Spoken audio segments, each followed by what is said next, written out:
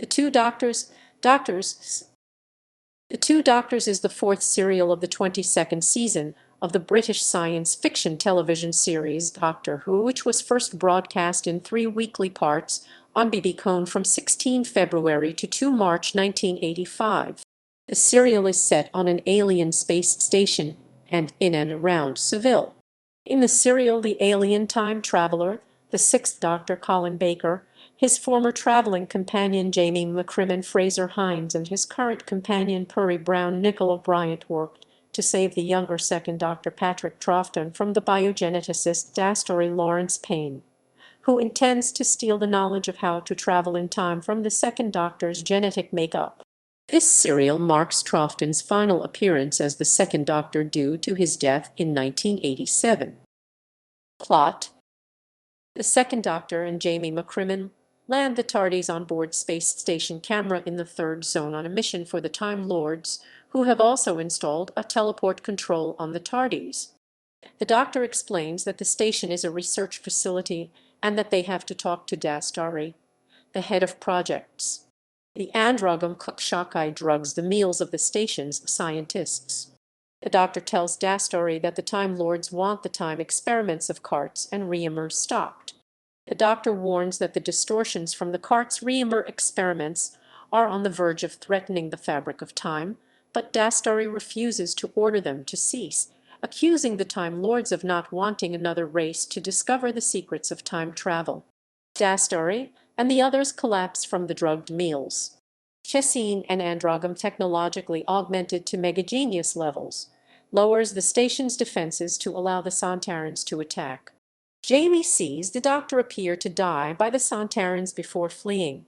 Inside the TARDIS, the sixth Doctor has a vision of his second incarnation being put to death. Since he is still alive, he is concerned that he may have died in the past and only exists now as a temporal anomaly. He decides to consult his old friend Dastari to see if he can help. The Doctor and Peri arrive on the station and find no signs of life. The station computer demands that the Doctor leave, and when he refuses, tries to kill him and Peri by depressurizing the passageway. The Doctor opens a hatch and drags his unconscious companion through to another section. The Doctor discovers Dastari's day journal and the Time Lord's objections to the Carts-Reamer experiments. In Spain, Chessine, Shakai, and a Sontaran, Major Varl, take possession of a hacienda by killing its owner, Dona Arana. Dastari and the Sontaran group Marshal Stike carry an unconscious second Doctor towards the hacienda. Peri is attacked by a humanoid in rags. The sixth Doctor and Peri find that Peri's attacker was Jamie, who has been hiding all the while. Under hypnosis, Jamie tells the sixth Doctor that the Sontarans killed the second Doctor. The sixth Doctor explains to Jamie and Peri that what Jamie saw was an illusion designed to make people believe the Doctor was dead.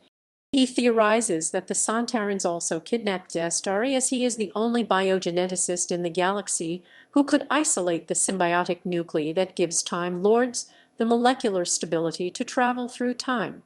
The sixth Doctor puts himself into a telepathic trance to determine where his past incarnation is being held. He narrows it down to the Seville area, where the Sontaran spaceship landed. Dastari reveals his plan to dissect the second Doctor's cell structure, to isolate his symbiotic nuclei and give them to Chessine. The second Doctor protests that her barbaric androgyne nature, coupled with the ability to time travel, will mean that there will be no limit to her evil. Finding the hacienda, Peri interrupts the operation. Sneaking into the cellar, the sixth Doctor examines the Carts-Reamer module, a prototype time machine modeled on Time Lord technology, explaining to Jamie how it works. The Sontarans overhear him. Outside, Shakai knocks Peri out and brings her to the hacienda kitchen. Stike threatens to kill Jamie unless the sixth Doctor gets into the module and primes it with his symbiotic print, and the Doctor does so. The sixth Doctor primes the module, and he and Jamie escape the Sontarans. Chessine has a contingency plan after discovering the involvement of two Time Lords. She asks Dastari to implant the second Doctor with some of Shakai's genetic material, turning the Doctor into an androgyne. They also intend to eliminate the Sontarans. Chessine interrupts Shockeye when he attempts to cook an unconscious Peri and stuns him so that Dastari can remove his genetic material. The Sixth Doctor revives Peri and tells Jamie and her that what he revealed to the Sontarans was not true. He had lied because he had heard Stike approaching. The machine worked for the Doctor, but will not for them because the Doctor has taken the Briode nebulizer. Before they can release the Second Doctor and escape the Hacienda, Shockeye shows up with Peri. Dastari has implanted the Second Doctor with a 50% androgam inheritance, and when Shockeye wakes in a rage, he finds a kindred spirit in the transformed Doctor. They decide to go into the town to sample the local cuisine. Dastari lures the Sontarans into the cellar, where Chessine attacks them. Varl is killed, but Stike manages to escape. He tries to use the module, but without the nebulizer, it severely burns him. Stike staggers towards his battlecraft, forgetting about the self-destruct Varl had set. The ship explodes. The Sixth Doctor, Peri, and Jamie follow the Second Doctor into Seville, hoping to cure him before the change becomes complete. Dastari and Chessine are also looking for them, knowing that unless the Second Doctor undergoes a stabilizing operation, he will eventually reject the androgam transfusion. The Second Doctor and Shockeye go to Las Cadenas restaurant, ordering gargantuan amounts of food. When the restaurant's owner Oscar demands that they pay, Shockeye fatally stabs Oscar just as the Sixth Doctor and the others arrive. Shockeye leaves the Second Doctor, who slowly reverts to normal. As they leave the restaurant, Chessine and Dastari appear, taking them back to the Hacienda at gunpoint. Chessine and Dastari find the nebulizer on the module missing, and the Sixth Doctor tells them how he primed the machine for Stike. To test the truth of the Doctor's claim, they replace the nebulizer and send Peri on a trip with the module. The Sixth Doctor, however, confirms to the Second Doctor that the nebulizer is sabotaged with a thin interface layer so it would work once for Peri. The Sixth Doctor frees himself and goes to save Jamie from being eaten by Shockeye in the kitchen. He encounters Shockeye in the kitchen, and the androgam wounds him with a knife. Shockeye pursues him through the grounds. The Doctor ambushes Shockeye, covering his head with Oscar's butterfly net and pressing the cyanide-soaked cotton wool to his face, killing him. Chessine sees the Doctor's blood and starts licking it. Dastari realizes that no matter how augmented she may be, Chessine is still an androgam and decides to free the Second Doctor, Peri, and Jamie. When Chessine sees this, she shoots and kills Dastari. She tries to shoot the Second Doctor and Peri, but Jamie throws a knife at her wrist, making her drop the gun. Chessine goes into the module, hoping to escape, but the sabotaged module explodes, killing her. The Second Doctor uses a Statenheim remote control to summon his TARDIS. As the Sixth Doctor and Peri make their way back to their own TARDIS, the Doctor tells her that from now on it will be a healthy vegetarian diet for both of them. Production. Working titles for this story included The Craglon Inheritance and The Androgam Inheritance. Robert Holmes, a vegetarian, wrote the serial as an allegory about meat-eating, hunting, and butchering. Androgam is an anagram of gourmand. Elements from Robert Holmes's aborted project The Six Doctors were carried over to this story, as the production subtitles for the DVD release reveal. Holmes's original brief from producer John Nathan Turner was to write a serial taking place in New Orleans, involving the Sontarans, the Second Doctor, and Jamie, but the setting had to be changed to Spain instead when the expected funding for location filming in the United States fell through. Holmes was particularly disappointed at much of the humor involving the differences between Britain and America was lost in the rewrite.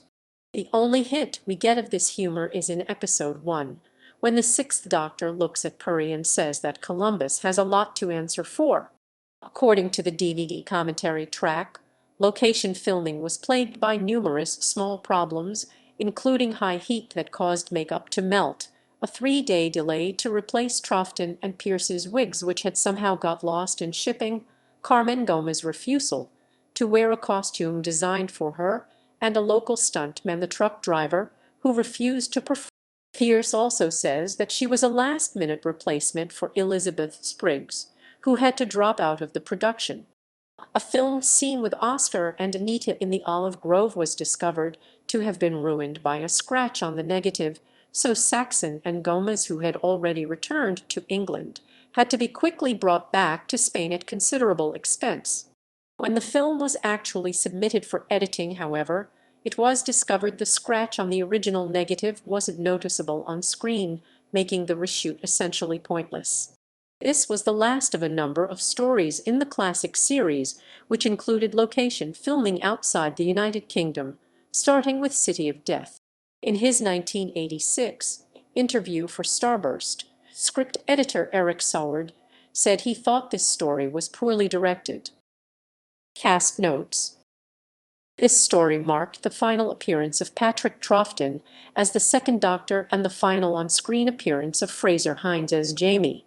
The Second Doctor, appearing much older in this feature, with noticeable grey hair, has been addressed in novelizations and audiobooks, as there having been a significant amount of time passing between the War Games 1969 and the Second Doctor's regeneration in Spearhead from Space 1970. Broadcast and reception. The Two Doctors was one of several stories from this era to provoke controversy over its depiction of violence. In 1985, Australasian Doctor Who fan club president Tony Howe criticized the murder of Oscar with a kitchen knife as being an instance of sick, shock violence that was present for cheap shock value only. Patrick Mulkern of Radio Times awarded the serial 2 stars out of 5, stating the Two Doctors wasn't dire, but the actors and audience deserved better. In Doctor Who, The Complete Guide, Mark Campbell awarded the Two Doctors 7 out of 10, describing it as a Doctor Who version of Last of the Summer Wine as sponsored by the Vegetarian Society. Commercial releases. In print, the novelization of this serial by Robert Holmes was published in hardback and paperback in August 1985 as the 100th Doctor Who release by Target Books. This was Holmes's only complete novelization and seeks to clear up some of the continuity errors in the original broadcast. With a gold foil embossed cover, it was billed on release as the 100th novelization and featured an introduction by John Nathan Turner. Home media. The Two Doctors was released on VHS in November 1993. It was released on DVD in the UK in September 2003 in a 2-disc set as part of the Doctor Who 40th Anniversary Celebration releases representing the Colin Baker years, with many extra features, including the Jim'll Fix It sketch-a-fix with Sontarans. The DVD contains a full-length commentary provided by director Peter Moffat and actors Colin Baker, Nicola Bryant, Frazer Hines, and Jacqueline Pearce. The DVD was subsequently incorporated into the box set Bread for War, along with The Time Warrior, The Sontaran Experiment, and The Invasion of Time. Following the sexual abuse accusations regarding Jimmy Savile, the DVD was withdrawn from sale but has since been re-released with the offending sketch removed. The BBC has made the serial available for download on Apple iTunes. It was released in issue 45 of Doctor Who DVD Files.